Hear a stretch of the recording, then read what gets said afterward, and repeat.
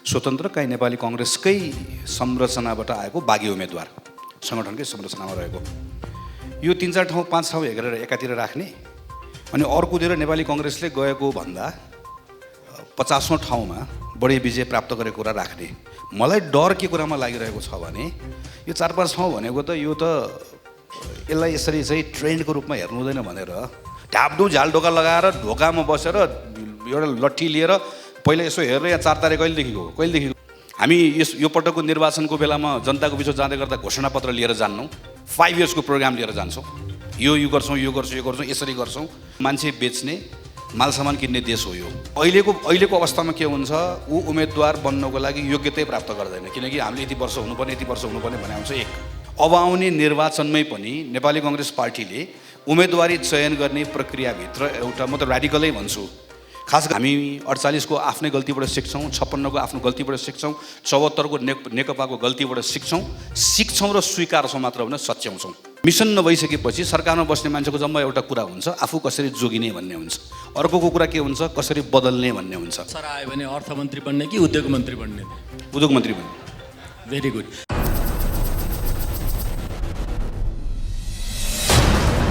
अब मङ्सिरमा चुनाव छ, म नेपाली कङ्ग्रेसको महामन्त्री हो। मैले मेरो सिङ्गो सङ्गठनले सर्वाधिक हामीले मङ्सिरको चुनावबाट प्राप्त गर्ने भनेको 5 वर्षको लागि सरकार चलाउने म्यान्डेट प्राप्त गर्ने। हाम्रो पार्टीको वडा कमिटीको सदस्यलाई पनि त्यो निर्वाचन जित्नको लागि के गर्नुपर्छ भन्ने कुराको मोटामोटी कुरा थाहा छ र ऊ गरि पनि रहेको छ।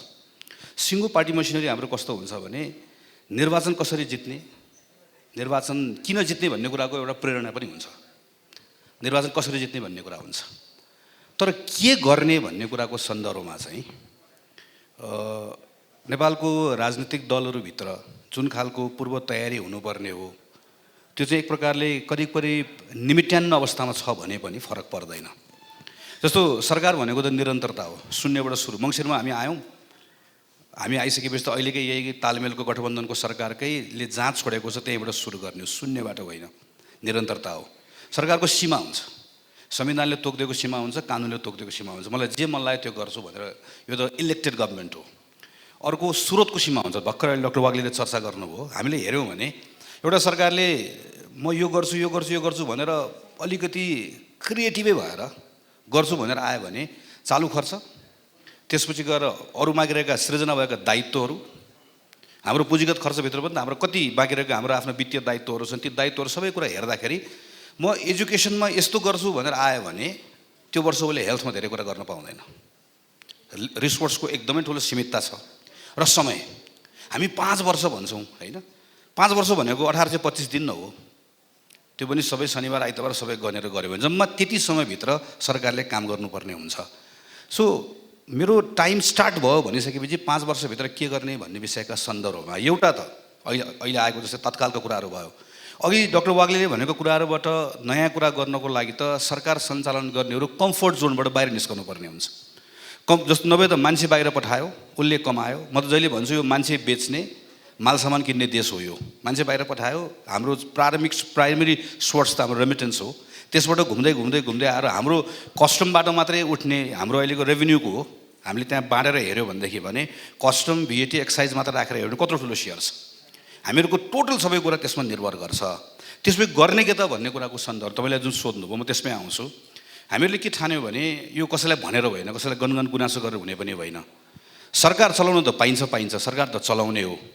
तर सरकार चलाएको दिनबाट के गर्ने हो भन्ने कुराको तयारी चाहिँ कसले गर्ने हो त भनेपछि होइन, हामीले नै गर्नुपर्छ भन्ने ठानेर हामीहरूले 35 वटा सेक्टर छान्यौँ र 35 वटा सेक्टरमा एउटा त मन्त्रालय पनि पर्ने भयो, अर्को जस्तो हामीले कर भन्यौँ, राजस्वको एउटा रेभेन्यूको हाम्रो एरिया भनेर त एन्भाइरोमेन्ट भन्यौँ। यसरी सेक्टर सेट गरेर छान्यौँ र हाम्रो सीमा के छ, हाम्रो सम्भावना के छ भनेर हेऱ्यौँ। उदाहरण मात्र दिन्छु म एउटा छोटोमा। जस्तो हामीले एजुकेसन भनेर भन्यौँ, कुनै पनि गभर्मेन्टले आएर म एजुकेसनको सेक्टर सुधार गर्छु भनेर भन्यो भने हाम्रो एजुकेसनको सबभन्दा ठुलो अहिलेको सङ्कट भनेको लर्निङको क्राइसिस हो। क्लासरुममा बच्चा छ, टिचर पनि छ, क्लासरुम छ, बुक छ, सबै छ, पढाइ पनि हुन्छ तर सिक्दैन, म्याथ पनि जान्दैन, साइन्स पनि जान्दैन, अङ्ग्रेजी पनि जान्दैन, नेपाली पनि जान्दैन, के पनि जान्दैन, क्लासरुम मात्रै छ। अब एउटा कोही नयाँ सरकार आयो, जति गाली गरे पनि के गर्ने त, कि प्राइभेट स्कुल गएर बन्द गराउन जाने? रातारात हामी चाहिँ देशभरिको सबै ठाउँमा चाहिँ बुढाली कण्ठ स्कुल खोल्छु, ठिक छ, कसरी खोल्ने? म शिक्षक हटाउँछु, काम नलाग्ने शिक्षक हटाउँछु। तपाईँले शिक्षक हटाएको भोलिपल्ट सर्वोच्च अदालतले पुनर्स्थापना गरेर पठाइदिन्छ, किनकि हामीले शिक्षक थाहै छ। यो सबै यो लिमिट मा काम गरौँ म त्यसपछि भनिहाल्नु। यो त सरकारै कुर्नु परेन। हिजो मात्रै प्रधानमन्त्रीजीलाई भेटेर यो वर्षको नीति कार्यक्रममा यो एक दशक 2079 देखि 2089 सम्म नेपाली उत्पादन तथा उपभोग प्रवर्धन दशक चाहिँ यो फेरि यो अलिकति फ्यान्सी जस्तो हुन्छ। यसको लागि चाहिँ प्रधानमन्त्री नेपाली उत्पादन प्रवर्धन कार्यक्रम भनेर एउटा छुट्टै परियोजना उद्योग मन्त्रालयले लिड गर्ने। यसमा एउटा सानो स्टडी गरेर नेपाली कांग्रेसको तर्फबाट प्रधानमन्त्रीलाई गएर बुझाएर म उहाँलाई धन्यवाद पनि दिन्छु। उहाँले हाम्रो कुरा सुनिदिनु भयो, राखिदिनु भएको छ। यसमा 6वटा सेक्टर छ अहिले, 6 वा 7वटा। एउटा टेक्सटाइल, एउटा फुटवेयर, एउटा कृषि र खाद्यान्न, एउटा वन पैदावार जडीबुटी र औषधि, र त्यसपछि अर्को कन्स्ट्रक्सन, अनि हस्तकला, र त्यसपछि लास्टमा चाहिँ एउटा त्यस्तो एरियाहरू जहाँ चाहिँ नेपाललाई के एडभान्टेज छ एज भएको। जस्तो फर इक्जाम्पल हामीले अहिले उदाहरण दिइरहेको भनेको डाक्टर सन्तोक रुइतको लेन्स जस्तो, जसलाई हामीले बिर्सिरहेका हुन्छौँ। त्यस्तो खालको सेक्टरहरू जहाँ चाहिँ हामीले थोरै मद्दत गर्दाखेरि हामीले निर्यात गर्न सक्छौँ यस्तो एरियाजहरू भनेर 7वटा एरिया आइडेन्टिफाई गरेर के को आधारमा आइडेन्टिफाई गरेर यो 7वटा एरियामा हामीले के गर्नुपर्छ भनेर सबै डिटेलसहित बुझाएर यसपालिको नीति कार्यक्रमबाट र वार्षिक कार्यक्रममा सरकारले एउटा छुट्टै कार्यक्रम उद्योग मन्त्रालय लिड गरेर लिएर आएको छ। हामीले भनेअनुसारले अहिले गर्ने हो भने करिब टेक्सटाइलमा, फुटवेयरमा, खाद्यान्नमा केही कुरा यही वर्ष, कन्स्ट्रक्सनमा यो 3-4वटा कुरामा त हामी एक वर्षभित्रमै नेक्स्ट लेभलमा पुग्छौँ। किन पुग्छौँ भने जस्तो म फुटवेयरको मात्र इक्जाम्पल दिन्छु अथवा टेक्सटाइल कुनै पनि इक्जाम्पल दिएर हेऱ्यो हुन्छ गयो के पनि भएन भन्ने पनि भएन। जस्तो अहिले गएको 10, 12, 15, 20 वर्षमा प्राइभेट सेक्टर आफैले गरेर गभर्मेन्टको पोलिसिजहरू यो सबै कुराले गर्दाखेरि चाहिँ सरकारले अलिकति मात्रै राइट पोलिसी लिदियो भने फेरि के पनि होइन है। फेरि यहाँ कतिजनालाई के नलागोस् भने फेरि हामी हाम्रै देशको जुत्ता लगाउँ, हाम्रै देशको लुगा लगाउँ, अरू देशको नलगाउँ भन्ने पनि होइन। हामीले अरू देशको लाउन सक्ने लगाए पनि हुन्छ, लाउन मन लगाए पनि हुन्छ। तर यो हाम्रो देश आत्मनिर्भर भन्ने एङ्गललाई पनि छोडेर पनि हामी नेपाली उत्पादनले नै यति काबिल नेपाली उत्पादन भइसक्यो, हाम्रो ब्रान्डको यति धेरै ठुलो भ्यालु भइसक्यो, नयाँ मानिसहरू आइसके, टेक्नोलोजी हामीले यति नयाँ कुरा ल्याइसक्यो, यति ठुलो इन्भेस्टमेन्ट भइसक्यो कि सर्टेन एरियाजहरूमा अलिकति राइट पोलिसी मात्र लिडियो है। खास गरिकन तपाईँको बाहिरबाट आउने जुन इम्पोर्टको, अझ मैले इक्जाम्पल दिएर भन्छु ल, टेक्सटाइल हेरौँ ल। टेक्सटाइल नेपालमा वार्षिक कति उत्पादन हुन्छ त्यसको भ्यालु राखौँ, बाहिरबाट कति आएको छ अन रेकर्ड अहिले म भन्छु अर्थ मन्त्रालयको राखौँ, मैले राखेर हेरेको भएर भनेको, र नेपाली सरदर तपाईँ हामीलाई प्रति वर्ष कति चाहिन्छ भनेर हेऱ्यौँ भनेदेखि भने हामी कसैको पनि शरीरमा घरमा सानो एक टुक्रा लुगाभन्दा बाहेक के पनि देखिन्न अङ्कमा गएर हेऱ्यो भने। किनभने बाहिरबाट आएको पनि छैन, उत्पादन भएको छैन, तर हाम्रो प्रयोग भएको छ। त्यो कहाँबाट आएको छ? जुन इकोनोमीको कुरा गऱ्यौँ, यत्रो हामी हुन्डीदेखि सबै कुरा सुरु कहाँबाट हुन्छ भनेदेखि भने हामीले जुन इम्पोर्टको जुन तथ्याङ्क राखेर कुराकानी गरिरहेको छ त्यो सब नक्कली छ। यो कुरा चाहिँ नेपाली उत्पादनले प्राप्त गर्ने बजारसँग, आन्तरिक र बाह्य बजारसँग जोडिन्छ। यो कुरालाई लिएर हामी गयो यही खास गरी प्रोजेक्ट गभर्मेन्टको स्टडी गर्दा गर्दै हामीलाई यो त गर्न सकिँदो रहेछ भन्ने कुरा भयो। यसको लागि किन एक वर्ष कुर्ने, अहिले पनि त हाम्रो सरकार छ भनेर अहिले हामी सरकारलाई गएर भेटेर यो वर्षको नीति कार्यक्रम बजेटबाट केही कुराहरू सम्बोधन गर्ने प्रयास छ। म लास्ट एउटा कुरा मात्रै हो, त्यसरी मैले अस्ति पार्लियामेन्टबाट पनि मैले मेरो अर्थमन्त्रीलाई भनेको हो, तपाईँ एकचोटि त्यो अर्थमन्त्रीको जुन एउटा त्यो कन्जर्भेटिभ एउटा रोल छ चाहिँ मैले राजस्व कति उठाएँ भन्ने कुराको आधारमा हेरिने कुराबाट कम्तीमा एक पटक त्यो जुत्ताबाट खुट्टा निकालेर उद्योग मन्त्री भएर सोचिदिनुहोस्। तपाईँले उद्योग मन्त्री भएर मात्रै बजेट बनाउने बेलामा पर्सि 15 गते ल्याउने बजेटमा उहाँले भन्सार दर राख्दै गर्दा, करको दर राख्दै गर्दा उद्योगहरूलाई यो कुरा गरे। यो फेरि दुईटै कुरा छ, यो फेरि मैले यो हार्ड पोलिसीको मात्र कुरा गरेँ होइन, खालि करको मात्र होइन, अरू पोलिसीको कुरा गर्दै गर्दा एकछिन मात्र उहाँले उद्योग मन्त्री भएर सोचिदिनु भयो भने यही वर्ष नै देखिने गरी धेरै कुराहरू फेल्न सकिन्छ, जसको निम्ति फेरि के गर्ने भन्ने कुराको पनि तयारीका साथ डकुमेन्टसहित उहाँलाई लगेर हामीले बुझाएका छौँ। एक लाइनमा तपाईँ अवसर आयो भने अर्थमन्त्री बन्ने कि उद्योग मन्त्री बन्ने? उद्योग मन्त्री बन्ने। Very good. किनभने हाम्रोमा चाहिँ उद्योग मन्त्री को बन्ने भन्ने कहिले पनि प्रायोरिटीमा पर्दैन। लास्ट छोडेको मान्छे उद्योग मन्त्री हुन्छ। हाम्रो उत्पादनको यो हालत छ, त्यही हुनाले मैले सोधेको गगनजीलाई। तपाईँलाई शुभकामना छ, अवसर आओस्, तपाईँ उद्योग मन्त्री बन्नुहोस्, केही गर्नुहोस्। उषाजी, निर्वाचनबाट नेपाली कांग्रेस पार्टीले बहुमत प्राप्त गर्छ र 5 वर्ष सरकार चलाउने जिम्मेवारी प्राप्त गर्छ। यसलाई मानेर मैले पछाडि फर्केर हेरेर त्यसो सिक्ने कुरा भनेको के हो भने बहुमत त प्राप्त गर्छ तर 48 सालको जस्तो दुर्घटनामा पार्दैन भन्ने कुराको ग्यारेन्टी के? मैले कसरी आश्वस्त पार्ने? बहुमत त प्राप्त गर्छ तर 56 सालमा जस्तो फेरि 5-5 महिनामा प्रधानमन्त्री बदल्दैन, 6-6 महिनामा प्रधानमन्त्री बदल्दैन भन्ने कुरा आश्वस्त कसरी पार्ने? मैले पार्टीको महामन्त्री भएर दिनुपर्ने दोस्रो उत्तर यो हुन्छ। तर यो सँगसँगै तेस्रो प्रश्न पनि आयो। अब बहुमत त प्राप्त गर्छ हैन, अहिले जुन डाक्टर वाग्लेको पुस्तकमा लेख्नु भएको छ, अभूतपूर्व अवसर प्राप्त गर्छ। जुद्ध शमशेरको पालामा जस्तो प्राप्त गरेको, चन्द्र शमशेरको पालामा प्राप्त गरेको जस्तो अवसर खेर फाल्यो भने जस्तै डाक्टर वाग्ले त त्यो बेलामा हामीसँग एउटै टिममै रहन्छौँ, उहाँले त नलेख्नु होला। अर्कोले पनि यहाँ तल आउनुभएको कसैले चाहिँ त्यो बेलामा चाहिँ नेपाली कङ्ग्रेसले अतिरिक्त अवसर भनेर अर्कोले पुस्तक लेख्ने, फेरि त्यो बेलामा सेतो पार्टी छँदैछ लेख्ने अवस्था आउने कुरा रहने भयो। किनकि हामी त कहाँसम्म मात्र सोचिरहनु भयौँ भने एउटा सरकार 5 वर्ष चलाउने जिम्मा पाउने, दोस्रो तपाईँले उठाएको प्रश्न त्यो 5 वर्ष चलाउने जिम्मा पाएको बेलामा चाहिँ कम्तीमा चाहिँ ठुलो दुर्घटना नहोस्, त्यो स्थिरताको लाभको कुरा आयो। स्थिरताको लाभमा पनि अब मेरो अहिलेको कुरासँग यो कुरा जोडिन्छ। एउटा मिसन हो 5 वर्ष सरकारमा किन बस्ने, पर्सि नेपाली कङ्ग्रेस 2079मा सरकारमा किन पुग्ने, के को लागि पुग्ने? बिपी कोइरालाले 2015 सालमा राम्रो गर्नुभएको थियो, 2048 सालमा हामीले केही रिफर्महरू गरेका थियौँ, त्यो कुराको जस खोज्ने पार्टीको एउटा कुरा होला। तर पार्टी त 5 वर्षको के गर्नको लागि पुग्ने भन्ने कुरा हुनु पर्दैन। अब यहाँनिर म यो कुरामा छोटकरीमा राख्छु। उहाँले भन्नुभयो एउटा गहन र गहकिलो तयारी, एउटा टिम, दुईवटा कुरा भयो। अर्को नीतिको कुरा आयो। मेरो नीतिको कुरामा अलिकति फरक त होइन, मेरो मैले हेरेको मलाई के लाग्छ, जहिले हामी नीति भनेर भन्छौँ, नीति हाम्रो ठिकै हो तर कार्यान्वयन भएन भनेर भन्छौँ नि। मेरो चाहिँ कहाँनिरबाट क्वेसनै के कुरामा रहन्छ भने कार्यान्वयन हुन नसक्ने वा कार्यान्वयन गर्न नसक्ने यदि हामीले कुनै कुरा बनायो भने त्यसलाई कसरी राम्रो भनेर भन्ने त।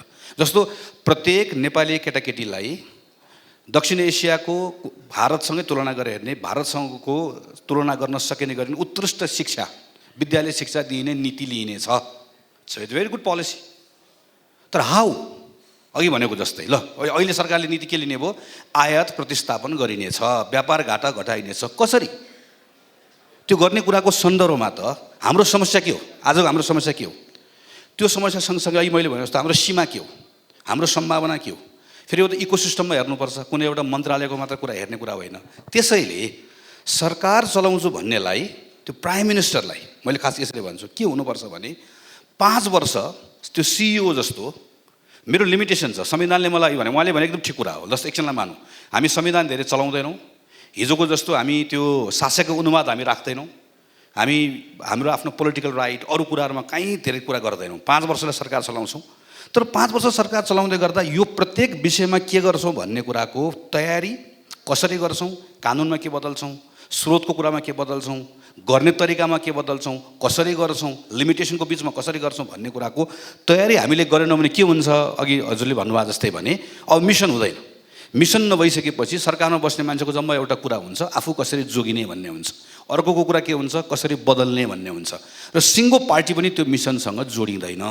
त्यस कारणले गर्दा अहिले हामीले एउटा कोसिस गर्ने, एउटा हामी सिकेको कुरा हो। हामी 2079मा सरकारमा आउँछौँ। हामी यो पटकको निर्वाचनको बेलामा जनताको बिचमा जाँदै गर्दा घोषणापत्र लिएर जान्नौँ, 5 इयर्सको प्रोग्राम लिएर जान्छौँ। यो गर्छौँ, यो गर्छौँ, यो गर्छौँ, यसरी गर्छौँ, सबै कुरा लिएर जान्छौँ। जनताले पत्याउनु भयो, त्यो जिम्मेवारी लिएर जान्छौँ। हामी कहाँबाट सुरु गर्छौँ भन्ने कुरा छ भने नेपाल सरकारमा कस्तो हुँदो रहेछ भने कुनै पनि प्रधानमन्त्री आइसकेपछि कुनै सचिवलाई दुःख दिनु पर्यो भने उसलाई कहाँ ल्याउने भन्दा मन्त्री परिषदको कार्यालय ल्याउने। प्रधानमन्त्री कार्यालय ल्याउने सचिव भनेको दुःख दिने सचिव। अहिले जो हुनुहुन्छ अहिले प्रधानमन्त्री कार्यालयको सचिव भेट्न जानुभयो भने सबैजना दुःखी भएर बसिराख्नु भएको हुन्छ। त्यो प्रधानमन्त्री कार्यालय भनेको त सबैभन्दा तगडा हुनु पऱ्यो नि त। त्यो प्रधानमन्त्रीको जुन सचिव छ, सचिवालयको टिम छ, मन्त्रालयको सचिव त के हो र? मन्त्रालयको सचिव त त्यहाँ मैले भने त मन्त्री एउटा डिपार्टमेन्टको प्रमुख हो, एजुकेसन डिपार्टमेन्ट। प्रधानमन्त्रीको टार्गेट छ म यो गर्छु, यो गर्छु, यो गर्छु। Is very clear, he or she is very clear के गर्नु खोजेको भनेर। अनि त्यसलाई एक्जिक्युट गर्ने कुरा हो नि।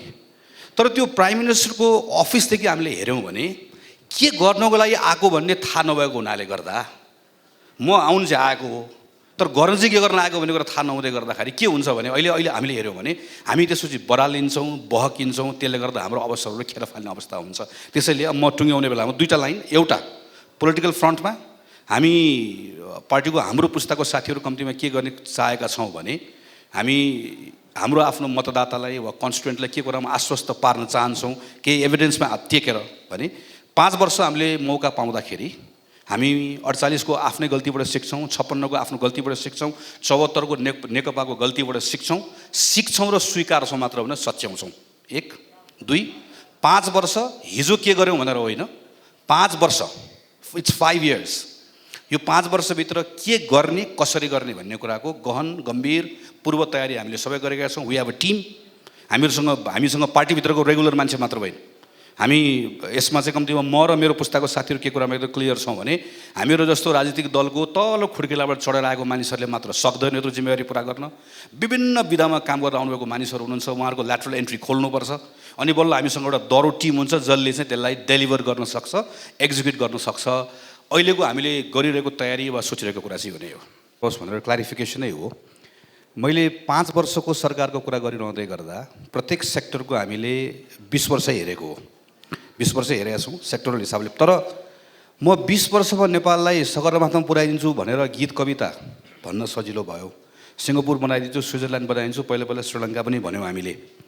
तर कसैले पनि के कुरा भन्नु परेन भने सरकारको कुर्सीमा बस्नु त 5 इयर्स हो नि, 5 वर्ष कसरी गर्ने के गर्ने भन्ने कुरा भन्नु नपर्दाखेरि कि 20 वर्ष पहिलाको गफ गर्दै पुग्यो, मेरो पार्टीले के गरेर आएको, मेरो नेताले के गरेर आउनुभएको भनेर, कि 20 वर्ष पछिको कुरा गर्दै पुग्यो। तर 5 years when you are there, त्यो कुरा नगर्दाखेरिको हाम्रो समस्या हो। एउटा कुरा यो म 1 मिनटमा सकिहाल्छु।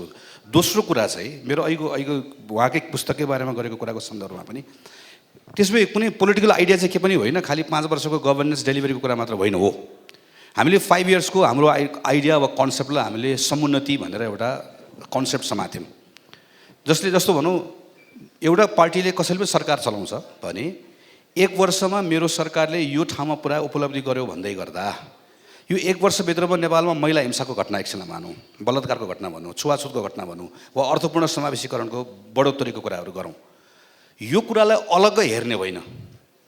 1 वर्षभित्रमा यो कुरा पनि भयो भने त्यो समुन्नति हो, होइन भने चाहिँ त्यो आर्थिक वृद्धि मात्रै हो। समुन्नतिको कन्सेप्टले चाहिँ यसलाई पनि सँगसँगै लिएर जानुपर्छ भन्ने कुरा दोस्रो कुरा।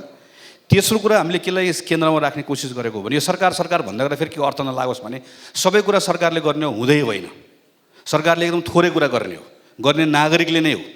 र प्राइभेट सेक्टर भनेर भनेको चाहिँ विनोद चौधरी मात्र होइन, यो कार्की पार्टी प्यालेस पनि हो, यहाँ आउनुभएको सबै मिडियाको साथी पनि हो, बाहिर पानीपुरी बेच्ने पनि हो। त्यसैले त्यो सरकार भनेर हामीले कार्यक्रम बनाउँदै गर्दा सोच्दै गर्दा वा हामीले अर्थ राजनीतिको कुराकानी गर्दै गर्दाखेरि चाहिँ मूलभूत रूपमा गर्ने त्यो नागरिकले नै हो। त्यो नागरिकलाई गर्ने कुरामा फेसिलिटेट कसरी गर्ने भन्ने हिसाबले हामीले एउटा सोचाइ बनाएको। खालि मैले के कुरा मात्रै क्लियर गर्न खोजेको भने मैले 5 इयर्स गभर्मेन्ट भन्दै गर्दाखेरि चाहिँ हामी त्यो छोटो सरकारमा आएपछि के गर्ने भन्ने कुरा भन्दा पनि सरकारमा आएपछि के गर्ने भन्ने कुराको बारेमा म सरकारमा बसेर अनुभव गरेको, सांसद भएर अनुभव गरेको, समितिको सभापति भएर अनुभव गरेको, पार्टीको महामन्त्री भएर अनुभव गरेको, मैले अरू पार्टी कसैले पनि म नेपाली कङ्ग्रेसको मात्र होइन नेकपा एमालेको पनि भन्न सक्छु, माओवादी साथीको भन्न सक्छु, किन संयुक्त सरकारमा काम गरेको हुनाले गर्दा कुनै पनि राजनैतिक दलभित्र सरकारमा कसरी पुग्ने भन्ने कुराको बारेमा सम्पूर्ण तयारीको अवस्था छ। सरकारमा पुगेपछि के गर्ने भन्ने बारेमा करिब शून्य तयारी छ। त्यो शून्य तयारी नै आजको समस्याको सबभन्दा ठुलो जड हो। योलाई ब्रेक गऱ्यौँ भने सजिलो हुन्छ भन्ने मात्र मेरो चाहिँ तर्क त्यो मात्रै हो। हामीहरूले चाहिँ थोरै मान्छेलाई पहिला सदस्यता दिने, तपाईँले भन्नुभएको जस्तै, अनि त्यो सदस्यहरूले छान्ने। नेपालको काङ्ग्रेस पनि एमाले पनि माओवादी पनि सबै पार्टीहरू कार्यकर्तामा आधारित सीमित सदस्यतामा आधारित राजनीतिक पार्टीहरू हुन्। हामी कहिलेकाहीँ नेपाली कङ्ग्रेसको बारेमा यो त मास बेस्ड छ भनेर भन्छौँ, छैन। किनकि यसको सदस्यता प्रणाली के छ, निर्णय कसले गर्छ, कसरी पार्टी निर्णय प्रक्रियामा यसलाई अगाडि बढाउँछ भन्ने कुराले नै कुन पार्टीको चरित्र के छ भन्ने कुरा निर्धारण गर्ने हो। अब मैले पार्टीको महामन्त्रीको रूपमा आफ्नै साथीहरूसँग मत माग्दाखेरि नै पनि मेरो धेरै वर्षदेखिको भएकोले र यसपालि त झन् पार्टीको अफिस बियर भएर जाने भएकोले गर्दा यसलाई अझै लिखित रूपमै एउटा प्रस्ताव लिएर गएको कि मैले यो 5 वर्षभित्रमा नेपाली कङ्ग्रेस पार्टीको जुन सदस्यता प्रणाली छ, मेरो अर्को महामन्त्री पनि यो कुरामा हामी we are on same page, हामी दुईटैको प्रयास अरू साथीहरूसँग मिलेर नेताहरूलाई पनि कन्भिन्स गरेर कि हाम्रो पार्टीको सदस्यता प्रणाली हामीले अब फेर्नुपर्छ। नेपाली कङ्ग्रेसमा यो क्रियाशील सदस्य भन्ने, नेपाली कङ्ग्रेसभित्र केही मान्छेलाई छानेर सदस्यता दिने, यसलाई फेर्नुपर्छ। यो फेर्ने कुराको प्रारम्भ कहाँबाट गर्ने भनेपछि हामीले 1 महिना अगाडि मात्र गरिसक्यौँ। हाम्रो ठ्याक्कै अधिवेशनभन्दा अगाडि 6 महिना मात्रै क्रियाशील सदस्यता दिने जुन प्रणाली थियो, हामीले यसपालि चाहिँ आएको 1 महिनाभित्रमा हामीले खोलिदियौँ अहिले। अब anyone can go to Nepali Congress office, कुनै पनि ठाउँमा गएर अनलाइन पनि भरेर मलाई कङ्ग्रेसको मेम्बर दियो भन्न पाउँछ।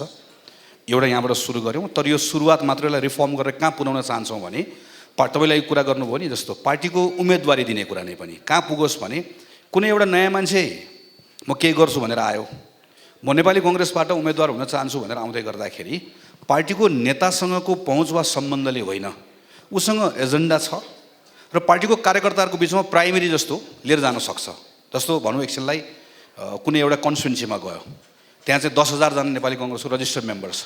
त्यो रजिस्टर्ड मेम्बरको बिचमा कुनै एउटा नयाँ मान्छे आयो, मसँग एजेन्डा छ, मलाई कङ्ग्रेसको मान्छेहरूले मत देऊ भनेर भन्यो भने अहिलेको अवस्थामा के हुन्छ, ऊ उम्मेदवार बन्नको लागि योग्यतै प्राप्त गर्दैन। किनकि हामीले यति वर्ष हुनुपर्ने भने हुन्छ। 1 2 10,000 मानिसहरूको बिचमा होइन कि उसले 10 जना नेतासँगको सम्बन्धले निर्णय गर्छ। यो कुरा तोड्ने चाहिँ प्रारम्भ चाहिँ अहिले तपाईँले उठाउनु भएको सदस्यता प्रणालीबाटै हो। त्यो हामीले सुरु गरिसक्यौँ, गर्छौँ, टुङ्ग्याउँछौँ नै। दोस्रो चाहिँ अब यसपालिको निर्वाचनको अनुभव सबैलाई भएको छ, केही कुरा सिकेका पनि छौँ। हामीले सङ्केत गरेको कुरा कतिपय नेताहरूले पनि यसलाई अहिले गम्भीरतापूर्वक लिनुभएको छ वा बुझ्नुभएको छ भन्ने लाग्छ। यो सबै कुरालाई लिएर अब आउने निर्वाचनमै पनि नेपाली कङ्ग्रेस पार्टीले उम्मेदवारी चयन गर्ने प्रक्रियाभित्र एउटा, म त र्याडिकलै भन्छु, खास गरी नेपाली कङ्ग्रेसको माथि जसको बोर्डको सदस्य सचिव म हो, त्यो बोर्डले होइन, त्यहीँको पार्टीको लोकल मेम्बर्सहरूले इन्क्लुडिङ त्यहाँको लोकल कन्स्टिट्युएन्टहरू पनि, जसलाई पनि भन्न मन लागेको छ म नेपाली कङ्ग्रेस रजिस्टर्ड मेम्बर होइन, तर यो उम्मेदवार भयो भने काङ्ग्रेसलाई म एकपटक मत हाल्छु भन्ने ठाउँसम्म दिने गरिकन। किनकि अहिले त डिजिटल टेक्नोलोजी छ, धेरै कुरा प्रयोग गर्न सकिन्छ। प्रयोग गरेर यो पटक्कै निर्वाचनमा यसलाई परीक्षण गर्ने कोसिस गरौँ भन्ने हाम्रो प्रयत्न चाहिँ त्यो रहन्छ। त्यो हुन सकेन भने पनि केही न केही सुधार हुन्छ। तर सबैभन्दा सुरु कुरा भनेको सदस्यता प्रणाली भएको हुनाले गर्दा त्यसलाई सुधार गर्ने कुराको सुरुवात हामीले गरिसकेका छौँ। केही समय लाग्छ, तर बदलिन्छ यो। जस्तो काठमाडौँ, धरान, धनगढी, त्यसपछि जनकपुर, बर्दिवास लगायतको केही ठाउँहरू जहाँ काहीँ स्वतन्त्र, काहीँ नेपाली कङ्ग्रेसकै संरचनाबाट आएको बागी उम्मेदवार सङ्गठनकै संरचनामा रहेको, यो 3-4 ठाउँ 5 ठाउँ हेरेर एकातिर राख्ने, अनि अर्कोतिर नेपाली कङ्ग्रेसले गएको भन्दा 50औँ ठाउँमा बढी विजय प्राप्त गरेको कुरा राख्ने। मलाई डर के कुरामा लागिरहेको छ भने यो 4-5 ठाउँ भनेको त यो त यसलाई यसरी चाहिँ ट्रेन्डको रूपमा हेर्नु हुँदैन भनेर नेतृत्वको एउटा पङ्क्ति जसलाई हामी केही समयदेखि, मेरो त यहाँ दस्तावेजमै छ, हामीहरू किन ल्याटरल एन्ट्री खोल्नुपर्छ, पार्टीको सदस्यता प्रणाली किन फेर्नुपर्छ भनेर 10 वर्षदेखि 2टा अधिवेशनको त मेरो आफ्नो प्रस्तावै भइसक्यो। अहिले म केही काम गर्ने ठाउँमा पुगेको छु होइन। हामीले भनेको तर्फ यो सङ्केत हो है भनेर हामी यो परिणामहरू लिएर बुझाउने कोसिस गर्दैछौँ। त्यसको लागि मेरो अझ मलाई लागेको त के भने यतिलाई मात्र हेरेर पुग्दैन। यति मात्रै हेऱ्यो भने नेतृत्व पङ्क्तिले के भन्ने अवस्था हुन्छ भने हाम्रो उम्मेदवार पो मन नपरेको हो कि 1 जना 2 जनाको व्यक्तिगत कुरामा आउँछ, विच इज नट ट्रु, अथवा कुनै व्यक्तिको बारेमा आउँछ। हामीले के हेर्नुपर्छ भने यो पटक नेपाली कङ्ग्रेस पार्टीको तर्फबाट हामीले देशैभरि उम्मेदवारी दिएको, अघिल्लो पटक शानदार ढङ्गले जितेको 50औँ ठाउँ हामी निर्वाचन हार्यौँ। किन हार्यौँ? सङ्घमा पनि जितेका छौँ, अघिल्लो पटक जितेको ठाउँ हामी हार्यौँ। किनकि त मैले भनेको जस्तो सायद त्यो ठाउँमा तल मतदाताहरूसँग अन्तर्क्रिया गरेर उम्मेदवार चयन गर्ने प्रक्रियामा पुगेको भए अघिल्लो पटकको पर्फर्मेन्सको कारणले गर्दा त्यहाँ एन्टी इन्कम्बेन्सी यति स्ट्रङ थियो, हामीलाई थाहा भइहाल्थ्यो कि हामीले उम्मेदवारी दिनुहुन्न भन्ने कुरा। हामी त्यो डिस्कनेक्ट तलर्सबाट छौँ भन्ने कुराको प्रमाण चाहिँ यो एउटा 2टा सहर होइन, यति मात्रै होइन, देशभरिको निर्वाचन जित्यो भन्ने कुराबाट अलिकति बाहिर आएर गहिरो र गम्भीर ढङ्गले निर्वाचनको यसपालिको सङ्केतहरू के छ भनेर हेऱ्यो भने अरू पार्टीले पनि आफ्नो ठाउँमा ग्रहण गर्ने कुरा आफ्नो होला। म नेपाली कङ्ग्रेसको सदस्य भएर नेपाली कङ्ग्रेस पार्टीले हेर्ने भनेको चाहिँ हाम्रो पार्टीको लागि एउटा विश्वासको मत प्रकट पनि भएको छ, एउटा अवसर पनि छ, तर एउटा केही गम्भीर सङ्केतहरू छ पार्टीकोमा, खास गरिकन तन्नेरी पुस्ताको साथीहरूलाई, तन्नेरी पुस्तामा नवीन सोच भएको मानिसहरूलाई जो पार्टीको तल्लो खुड्कीलाई चढेर आएका होइनन्, दोस्रो तल्लामा पार्टीमा पुग्नुपर्ने छ। अब हामीहरू त जग्गै खनेर आएको, हामी पहिलेदेखि बसेका छौँ। उसलाई के हो भने तिमीले पहिलो तल्ला चढ्ने अनुभव बाहिर कतै गरिसकेका छौ भने तिमी सिधै दोस्रो तल्लामा झ्यालबाट पनि आउन सक्छौ है, तिमीसँग क्षमता छ भन्ने कुरा बनाउन सक्यौँ भने हाम्रो घर सबैको लागि वेलकमिङ हुन्छ। ढापडु झ्याल ढोका लगाएर ढोकामा बसेर एउटा लट्ठी लिएर पहिला यसो हेरेर यहाँ 4 तारिक कहिलेदेखिको भन्दै सोध्दै गयो भनेदेखि भने हामी आउने बन्द हुन्छ सके स्वर्णिमजी पनि छिर्न Yes, होइन? पाउनुहुन्न टिकटका लागि तपाईँले त्यस्तो गर्नुभयो भने त्यसैले अहिलेको जुन कोलाबोरेसनको कुराहरू आयो यो सङ्केत चाहिँ राजनीतिक दलले जति म नेपाली कङ्ग्रेसकै भन्छु हामी कति खुला हुन्छौँ कति उदार हुन्छौँ कति नयाँ मान्छे लिन्छौँ कति बाहिर काम गरेका मान्छे आउँछ अरू क्षेत्रमा विधामा काम गरेर अनुभव प्राप्त गरेका मानिसहरू भित्र लिएर आउँछौँ र भित्र बसेको मानिसहरूले त्यो असुरक्षित महसुस गर्ने एउटा बेला थियो एउटा बेला के हो भने नेपालको पार्टीलाई बेलायतको पार्टीसँग हामीले तुलना गर्ने कुरा बेलायतमा संसदले पार्टी जन्माएको हामीले संसद जन्माएको नेपालको पार्टी न हामी अमेरिकासँग तुलना गर्न मिल्ला तर यत्रो लामो समय राजनीतिक सङ्घर्ष गरेर नियमित अवस्थामा आइसकेपछि पनि अब पार्टी हिजोको जस्तै रेजिमेन्टेड हिजोको जस्तै सदस्यता यति वर्षको सदस्यता भनेर अहिले पनि चलाउने हो भने किन नेपालको पार्टीलाई विश्वास गर्ने भन्ने प्रश्न त आउँछ नि त अब मतदाताहरूसँग त आफ्नो छनौट त सबैसँग छ नि कार्यकर्तासँग पो छैन मतदाता त जहाँ पनि जान पाउँछ नि कार्यकर्ताले अन्तर्घात गर्यो भन्छौँ हामी मतदाताले अन्तर्घात हो र मतदाताको त मन बदलिन्छ नि हो यो सङ्केत चाहिँ म लगायत मेरो पुस्ताको साथीहरूले पार्टीभित्र मजाले बुझेका छौँ अगाडिदेखि नै यो सङ्केत के पच्चावहरू बुझेकोले रिफर्मको कोसिस पनि गरिरहेको तर मैले यसलाई सकारात्मक टोनमा टुङ्ग्याउँछु हिजो हामीले मात्र भनिरहेको केटाहरूले मात्र भनिरहेका हुन् कि भन्ने लागेको थियो अहिले देशैभरि देखिएको हुनाले गर्दा पार्टी रिफर्मको हाम्रो एजेन्डामा काम गर्नको लागि एउटा आधार एउटा बल हामीलाई प्राप्त भएको अवस्था छ यसलाई हामी सङ्गठित गर्न चाहन्छौँ तपाईँहरूको पार्टीभित्र यो पुस गर्नलाई यो चेन्ज पुस गर्नलाई चाहिने क्रिटिकल मास छ कि छैन सबभन्दा ठुलो कुरा हो नि त महाधिवेशन अस्ति सकिएको छ त्यसलाई पुस गर्ने डिमान्ड गर्ने र नेतृत्व तहमा निर्णय तहमा बसेका सब नेपाली कङ्ग्रेस पार्टीको सन्दर्भमा चाहिँ पार्टीभित्रको म थुप्रै चेन्जेसहरू हेर्दाखेरि के देखेको छु भने पार्टीको समर्थक शुभेच्छुक पार्टीलाई प्रभावित गर्ने पार्टीको नियमित सङ्गठनको संरचनाभन्दा बाहिर रहेको समूहले त्यो बल ताकत दियो भने पार्टीभित्र धेरै जसो त्यो कुराहरूको बदलाव आएको मेरो अनुभव छ गएको वर्षमा काम गरेको म बाहिर रहेको समूहसँग मेरो अपिल के कुरामा छ भने हामी जहिले पनि सिम्टमको बारेमा कुरा गर्छौँ हामी कजमै जान्नौँ अहिले पनि यो फलानु असल फलानु खराब हामी त्यो व्यक्तिभन्दा माथि असल र खराबभन्दा माथि जाँदै जाँदैनौँ अघि नै पनि जो सिस्टमको कुरा आयो तपाईँले ठिक उठाउनु भएको छ नेपालको राजनीतिक दलको सरकारमा पुगेपछिको गभर्नेन्सको समस्या कहाँबाट सुरु हुन्छ भने सुरु हुन्छ पार्टीको मेम्बरसिपबाट पार्टीको मेम्बरसिप खुला गरिदियो उम्मेदवार नयाँ आउँछ उम्मेदवारको त्यो कोही मान्छे उम्मेदवार किन हुने ओरिएन्टेसन के को लागि किन हो भन्ने कुरा फरक हुन्छ त्यो सबै कुराले सरकार कसले बनाउने कुरा फरक बनाउँछ त्यसले डेलिभरी गर्ने कुरा कहाँ फरक हुन्छ हामी सिधै कहाँ जान्छौँ भने त महामन्त्री भएर आइस तैँले जादु गर्नुपर्छ तैँले जादु गर्छु भने थिस् गर्न सकिनस् हामी मान्छेमा गइहाल्छौँ कि हामी एकैचोटि भगवान बनाइदिन्छौँ कि राक्षस बनाइदिन्छौँ कि दानवीकरण गर्ने कि देवत्वकरण गर्ने जुन हाम्रो आम प्रवृत्ति भएको छ यसबाट अलिकति फरक पार्टीहरू भनेको पनि इन्स्टिट्युसन्सहरू हो इन्स्टिट्युसन्स बन्ने कुरामा लिगेसीमा के कुरा आएको छ रिफर्म कहाँ गर्न सकिन्छ रिफर्म गर्ने ठाउँहरू के हो ल केटा हो रिफर्म गर्नुपर्छ तिमीहरूलाई हामी बाहिरबाट बल पुऱ्याउँछौँ भन्ने कुरा लेखिदिने बोलिदिने भनिदिने मान्छेले यो विषयहरूको बारेमा जनमत बनाइदिने कुरा बुझाइदिने यङ मान्छेहरूलाई पनि बुझाइदिने यसरी गयो भने चाहिँ हामीलाई बल प्राप्त हुन्छ हेर्नुहोस् अनि हामी त्यहाँ एउटा धक्का दिन सक्छौँ होइन नभए चाहिँ त्यो क्रिटिकल मास त्यसपछि चाहिँ हामी बढाउन सक्छौँ जस्तो लाग्छ मलाई हामी